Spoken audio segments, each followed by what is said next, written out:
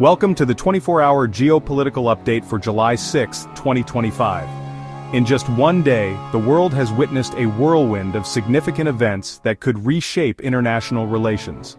Let's dive into the latest developments. At dawn in Kiev, Ukrainian forces launch a counter-offensive against Russian positions in the east. Intelligence reports indicate that NATO's recent military assistance has significantly boosted Ukraine's capabilities. As the sun rises, the stakes are high, with both sides bracing for intense clashes. In Tehran, Iranian leaders announce a groundbreaking agreement with Saudi Arabia aimed at regional stability.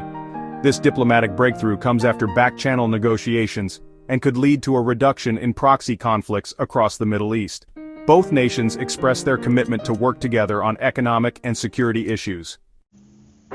Meanwhile, in Washington, D.C., a heated congressional hearing discusses U.S. foreign policy amidst rising global tensions. Lawmakers debate the implications of the administration's support for Ukraine and Taiwan, with some calling for a reassessment of military commitments. Public sentiment is divided, reflecting a nation grappling with its role on the world stage. In Beijing, the government announces the continuation of large-scale military exercises near Taiwan, escalating tensions in the region.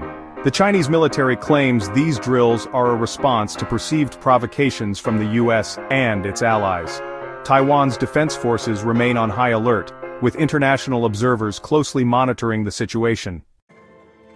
In Sudan, protests erupt as civilians demand an end to the ongoing violence and humanitarian crisis. International NGOs report worsening conditions, with millions displaced and in desperate need of assistance. The United Nations calls for a ceasefire, but conflicting interests among local factions complicate prospects for peace. As night falls in Paris, world leaders gather for a crucial climate summit. Tensions rise as developed nations and emerging economies clash over responsibility for climate action. A last-minute proposal aims to establish a fund for developing countries, but disagreements threaten to derail negotiations. The outcome of this summit could have far-reaching implications.